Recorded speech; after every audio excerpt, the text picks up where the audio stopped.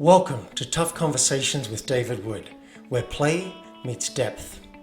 We help teams and high-performing leaders like you to master your tough conversations so you succeed in your career and in your life. When we avoid tough conversations, we stay small. Teams stay disengaged, conflicted, and ultimately end up quitting. When we lean in and master our tough conversations, they become the defining moments that literally shape our careers, our relationships, and our lives. So let's dive in and master your next tough conversation so you can be the leader that you would follow. Let's play. Hello, Real Nation. Here's another exciting episode with Jack Canfield, co-creator of Chicken Soup for the Soul series and author of the Success Principles. Jack has sold more books probably than God. Literally, like possibly more than the Bible. I haven't added it up. He has the Guinness Book of Records record for the most number of bestsellers at one time on the New York Times bestseller list. So that's like, he didn't just have a bestseller and then have a lot of them. He had like 7 out of 10 were Chicken Soup for the Soul books. So I call him a friend.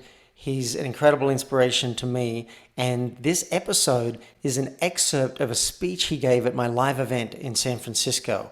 He had so much in there. I've pulled out just like about 12 minutes worth of gems for you. And I'll give you a preview of what we're about to cover. Jack's going to talk about, this is about how responsibility can change your life, basically. He'll cover the short route to success and look at how much control do you actually have over your outcomes. How much are you blaming versus 100% responsibility? Now, this is a tough one. And if you think you've already got this, no, I'm responsible, I invite you to listen deeper to find an area of your life where maybe you have not taken responsibility. I did, listening to this again. He'll give his formula, E plus R equals O, and he'll explain why we avoid changing and the pathway to being able to change. Finally, ending with victim language versus empowering language. So this is a hot episode. Enjoy, Jack, and I'll see you on the other side. We'll circle back to anchor a couple of these pieces so we can really take them forward into our lives. So would you rather take the short route or the long route to success? Short. Very good. See, I give you clues to the right answers. See, we want to go straight for the cheese, not get caught in the maze. How to go further and faster with less effort. Talked about the book already. 100% responsibility. You all know this as coaches. You got to take 100% responsibility. Now, are the people in Moore, Oklahoma responsible for their houses blown away? No. I think that's new age arrogance to claim that. You know, some people claim maybe past lives or something. Who knows? I don't sit that high in consciousness to know. But what I do know is this: when you act as if you're 100% responsible, if you hold your clients to the point of view of how did you create that, at least hold the question. Would you be willing to explore that? How did you create that? How are you creating not having more clients? What are you telling yourself? What are you believing? What actions aren't you engaging in? How are you promoting it indirectly, or how are you allowing it to continue? You know, battered women are somewhat victims, but they keep going back to the same man, often buying them the alcohol that they get drunk with that then beat them. So we have to take a look at that stuff. It's not comfortable, but we need to take 100% responsibility. Not be blaming the culture, Obama, Bush, the Iraqis, the Iranians, you know, whoever it is. We always want to blame something, you know, the weather, whatever it might be.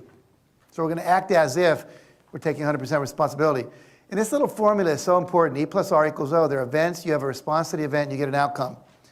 And when you or your clients are not getting an outcome you want, like enrollments, clients, you have to look at, there's an event called the world out there. And if some people have clients with waiting lists and you don't, there's something they're doing that's different than what you're doing. In the middle of a recession, some companies got very wealthy. You know, we got 40 corporations sitting on more cash than they've ever had in the history of this country. Like Apple with $17 billion or whatever it is. So somebody's doing something different than you're doing. And what most of us do when we don't get what we want is we tend to, go back to that. We tend to blame the event instead of changing our response. See, think of it as a formula, 2 plus 2 equals 4. And so you got 4 clients. and you like to have 8 clients. Well, if the world's doing 2 and you want 8, you're going to have to change your behavior from 2 to 6, which means you have to do something different. And what I always say is what you're currently doing is only enough to get you what you're currently getting, or more would have already showed up. Does that make sense?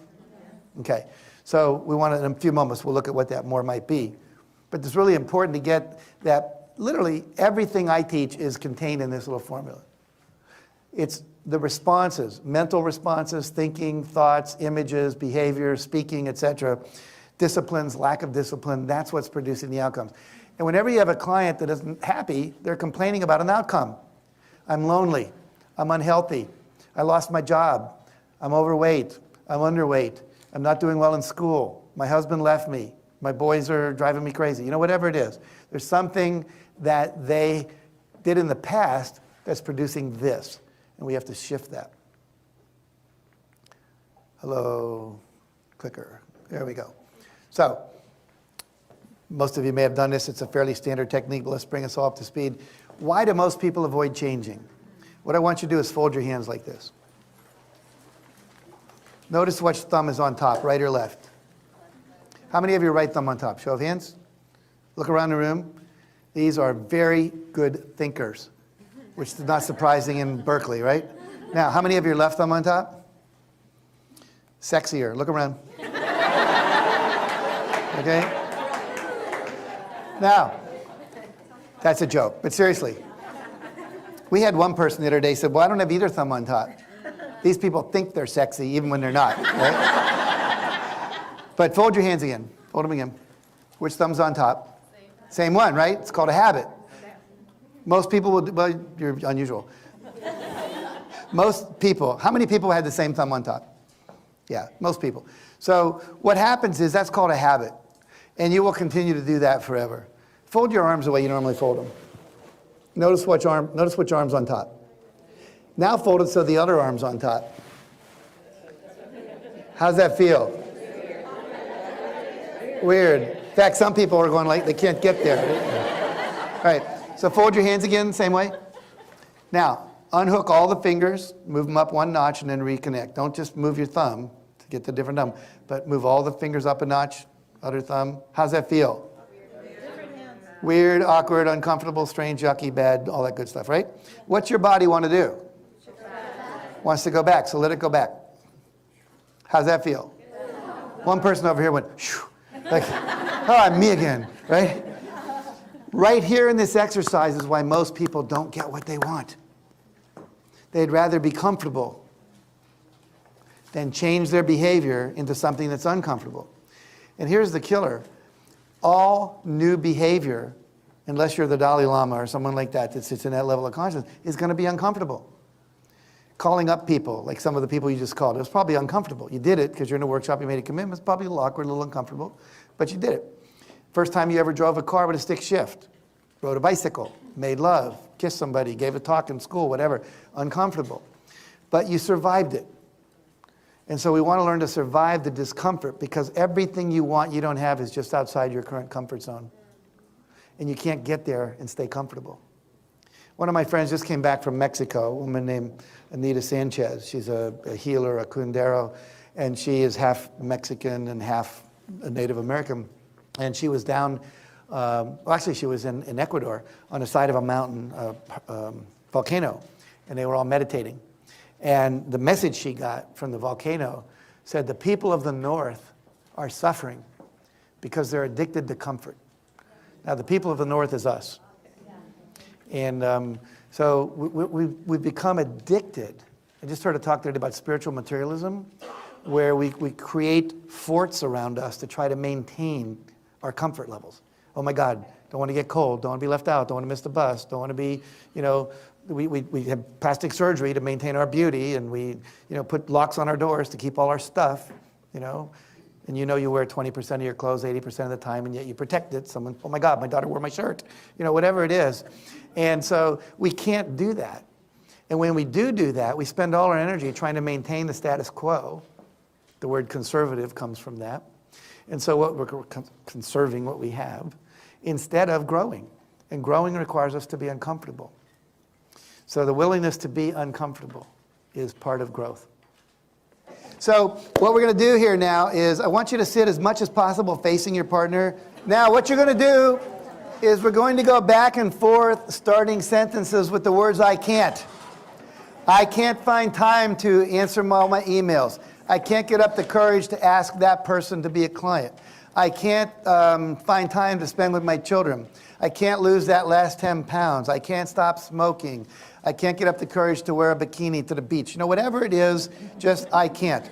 So whatever I can'ts live in there, go back and forth. So I say one, my partner says one, I say one, my partner says one. We're going to do this for 60 seconds. We're generating some data that we're going to use in the second half of the exercise, which will come right after that. Okay? Any questions? No. All right, go ahead. Begin. I can't. Okay, Real Nation, do this at home or in the car. Just pause for a minute and do it just for yourself. I just did it. I can't do this. I can't do that. I can't. This will generate data for the next exercise. So do this and then resume the recording when you're ready. Now we're going to go back and we're going to say those same sentences, but we're going to change one word. So instead of saying I can't, we're going to say I won't. And I want you just, as we do this, and you say those same things, and you say the phrase I won't, I want you to notice, does it feel any different inside, emotionally, physically, when you do that? So have awareness as you do this to notice your affect and your physical, sensations. Clear? If you can't remember anything you just said, start with I won't remember anything I just said, and we'll go from there. Okay, go ahead and begin. I won't. Okay, Real Nation, do this at home or in the car. Just pause and then resume when you're ready. And so there is a language of victims and a language of empowerment. We don't have time to go into all that today, but the word try, the word have to, I have to, there are no have tos, there are choose tos. You don't have to pay your taxes. You might go to jail, but you're choosing not to pay. You're choosing to pay your taxes to avoid going to jail. It's a choice. It's a smart choice. Unless you're a tax resistor, then it's a political situation. But the point being that we have the option to choose. And Cant kind of hypnotizes us into a false belief that we're not able to. And so any of those, I'm not able to, I wish I were able to, I can't, it's not possible, no puedo, whatever, all of that gets us into a state of weakness. So we want to eliminate that word. In our company, if you use those words in a meeting or whatever, it's a $2 fine right on the spot. And in my workshops, which I do, Juliana's taken one, I know in the front row here, and she's seen us do this, $2 fine. And if people make excuses, if people blame anybody, all these things, and we're not trying to punish people, but heighten our awareness. Because when you're doing things that are self-destructive, but you're not aware of it, you'll just keep doing them. And so we want to start becoming aware of that. So one of the things you can do for each other over the next couple of days, if you hear people using language of irresponsibility, call them on it. Out of love. Hey, you just said can't. Just said I have to. Just said I'll try. There is no try. Just do. Real Nation, that was Jack Canfield, everybody. Jack covered the short road to success. And this, this whole area of blame versus responsibility, I'll give you an example from my life. I listened to Jack and I was like, well, I'm just tired a lot of the time. And I've tried so many things and that's just the way it is. And so I can blame my body or the trauma I had as a kid, or I can blame God or circumstances. But if I really look and go, what can I be responsible for? If I am, I don't believe responsibility is right. It's not moral. It's not what you should do. Responsibility is simply a place to stand. It's a place that gives us more power. So if kicking and screaming, I stand in the place of I'm responsible for my health and for my lack of energy, then what comes out? Okay, I could see another 20 doctors. I just did this last week. I could stop caffeine, alcohol, and cannabis, which I should say is legal here in Colorado. So I stopped all of those for a period of a week. And hey, what do you know? My energy's doing a lot better. So what is it for you? I'm a huge fan of this whole conversation around responsibility. When I hear somebody blaming someone else, I'm less interested in hanging out with that person. When I hear them say, well, I'm super annoyed, I'm triggered, and let me look, here's what I could do in the situation. I could make a request. That's exciting to me. So I hope you enjoyed, Jack.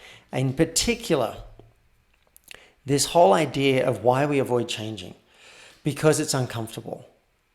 Even taking responsibility can be uncomfortable. So we've been running away from discomfort most of our lives. I know I have. When we can embrace discomfort, that's where the magic can happen. In fact, I just read a quote today from Rich Litvin. It said, magic is waiting just on the other side of your comfort zone. You've been listening to Tough Conversations with David Wood. Now it's action time.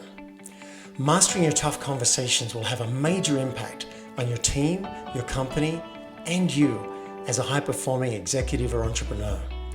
If you're ready, request a discovery session with me at playforreal.life so we can transform your team, your company, and you. And if you've enjoyed this episode, I would love you to help me spread this message of tough conversations in a very simple way. Just leave a public review at playforreal.life/podcast. And you may hear me read it out loud and thank you live on a future podcast. Now, let's play.